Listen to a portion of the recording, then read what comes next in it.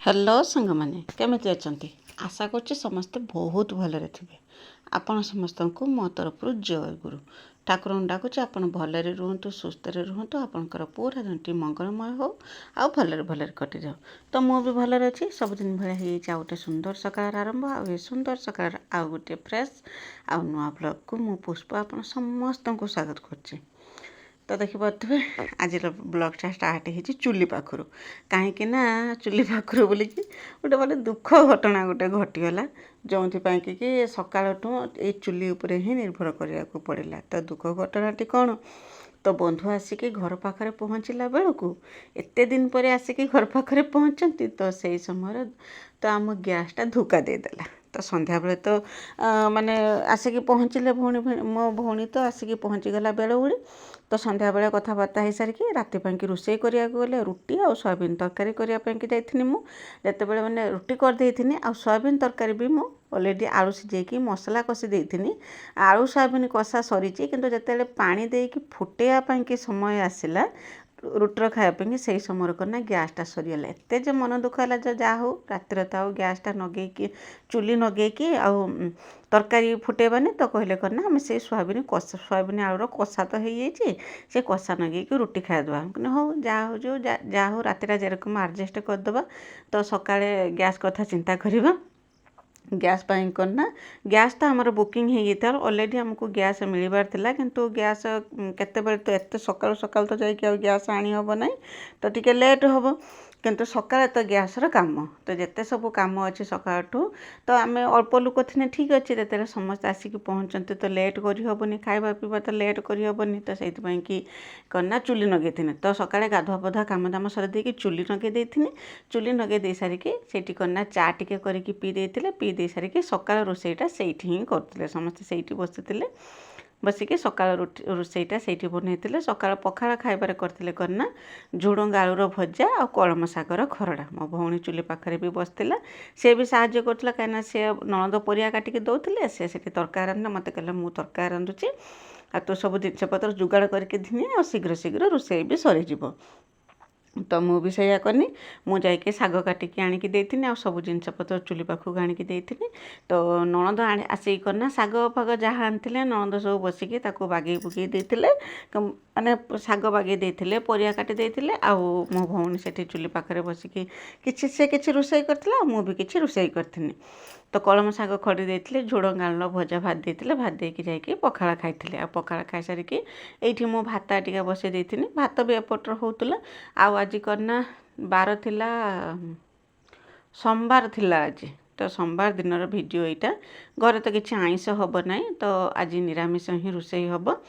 तो बाबा कही बाबा जाइए करना 9टा पाखापाखि ही आज समय 9टा खंडे तो बाबा जाइए गैस दिन के आसिक पहुँचले सकाळ रोषेईटा जहाँ हो कष्टमष्ट चुली बन देते चुली उपर निर्भर करके चली हम जदि आमर जेटा माने जेरकम गात खोलिकी चुली बनाते से चुली उपर निर्भर करके चली हम किंतु ये जो उठा चुली या निर्भर करके चली हम ना मु तो बहुत कष्ट रांधुची किंतु मो भौणी देखिकी से तो आश्चर्य होगा कहला करना एमती चुलीर केरकम रोषेई कर मत तो बिल्कुल भी चुलीर जाल पकई आसुना तो मु करना जाल पकाउनी से बसिक रोषेई करूला यही रकम करके समस्ते आम कम नागिए आपर करना दीपर पाई से कहले आज पूरा साधा सीधा किसी मसला दिया तरकारी किसी करनी कहीं सब बेले मसला दिया तरकारी खाइबा भल लगे कहला साधा सीधा तरकारी बनईदेव तो पुई शाग घाट मन करथिला से आज पुई शाग घाट खाइब बोलिकी तो दीपर मुझे करना तो सकाଳେ तो भाजी झुडंग आलूर भजा कलम शाग खड़ा करथिनी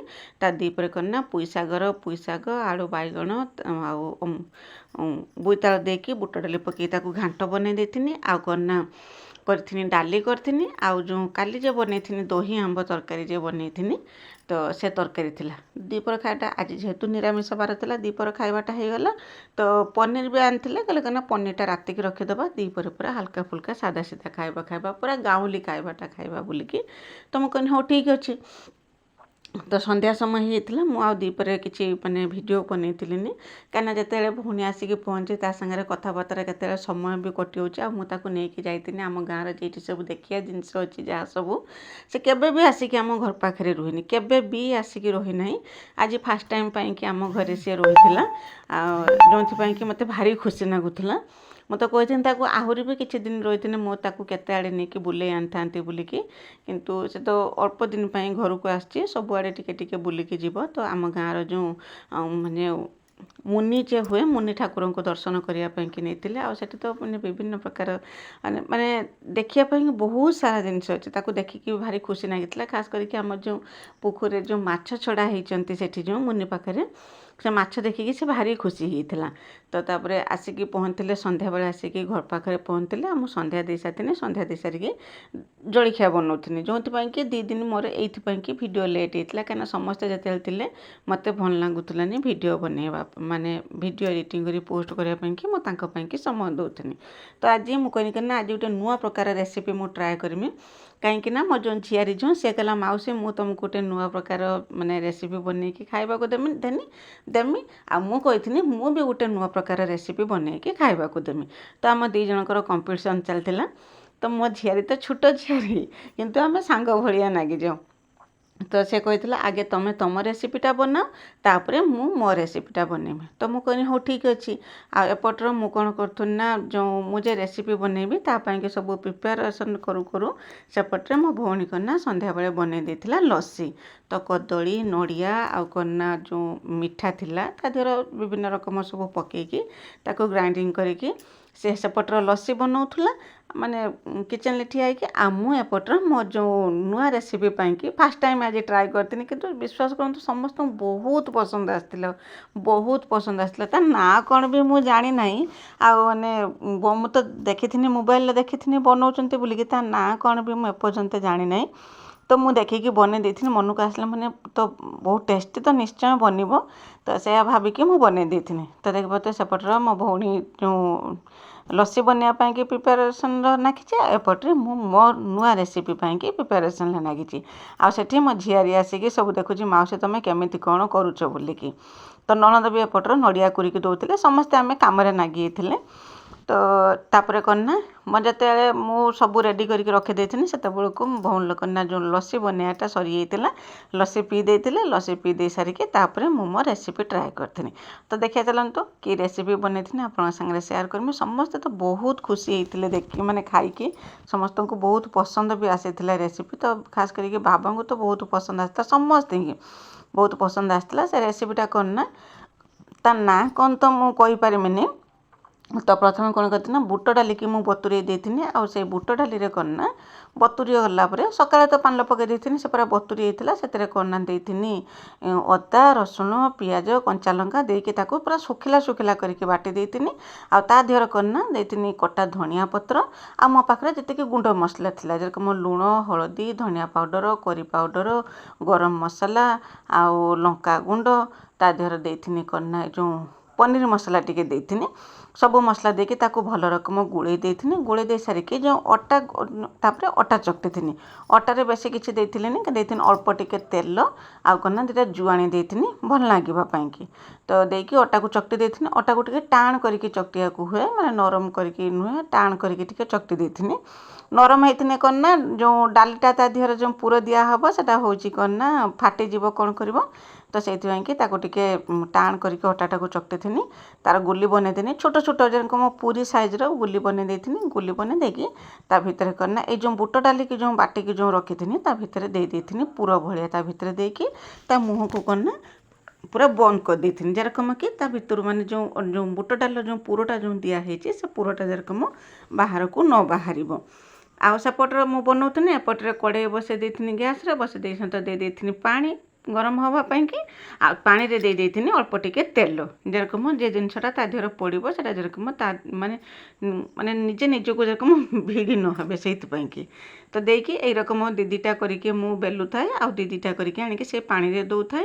ଆଉ ଦେଖିପାରୁଥିବେ ତାକୁ ପାଣିରେ ଦେଇ ସାରିଲା ପରେ ଯେତେବେଳେ ସେ ମାନେ ସିଝିଯିବ, ସେଟା କ'ଣ ନା ଉପରେ ଭାସି ଉଠିବ। ଭାସି ଉଠିଲା ପରେ ତାକୁ ଟିକେ ନଉଟେଇ ଦେଇଥିଲି। ନଉଟେଇ ଦେଇକି ସେ 2 ପଟ ଯେତେବେଳେ ଭଲ ରକମ ସିଝିଗଲା, ମୋତେ ଟିକେ ଲାଗିଲା କି 2 ପଟର ଭଲ ରକମ ସିଝିଗଲା ବୋଲିକି ତାକୁ କ'ଣ କରିଥିଲି ନା ପାଣିରୁ ମୁଁ ବାହାର କରି ଆଣିଥିଲି। ଏଇ ରକମ କରିକି ବେଶୀ ନହେଲେ ବି ଚଳିବ, ଯେତିକି ମୁଁ ଡାଲି ବାଟିଥିଲି ତ 8-10ଟା ତ ମୋର ଏମିତି ବନିଥିଲା। ତାକୁ କ'ଣ ନା ସବୁ ବାହାର କରିକି ଘିନି ଆସିଥିଲି।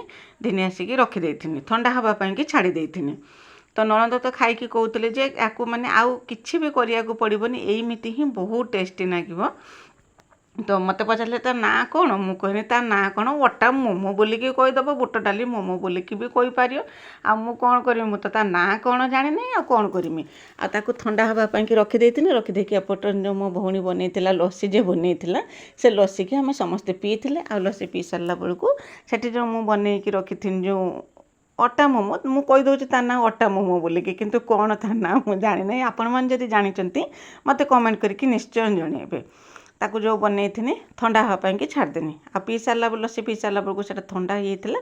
ତାକୁ କ'ଣ କରିଥିନି ନା ଛୁରୀରେ ପୁରା ପିସ୍ ପିସ୍ କରିକି କାଟି ଦେଇଥିନି। କାଟି ଦେଇକି କଡ଼େଇ ଗରମ କରିଦେଇଥିନି। ଗରମ କରିକି କଡ଼େଇରେ ଦେଇଥିନି ତେଲ, ଆଉ ହେନ୍ଦରକନା ଛୁଙ୍କ ପାଇଁକି ଦେଇଥିନି ଫୁଟଣ ଆଉ ଭୃଷୁଙ୍ଗା ପତ୍ର ଦେଇକି ତାକୁ ଫୁଟିଗଲା ପରେ ମୁଁ ଆକୁ କ'ଣ ନା ତା ଦେହରେ ପୁରା ଭାଜି ଦେଇଥିନି। ପୁରା ମାନେ ଦୁଇ ପଟ ଯାକ ନାଲି ପକେଇକି ଭାଜି ଦେଇଥିନି। ଆଉ ତାକୁ ବାହାର କରିକି ସସ୍ ସାଙ୍ଗରେ ଦେଇଥିନି ସମସ୍ତଙ୍କୁ ଖାଇବା ପାଇଁକି।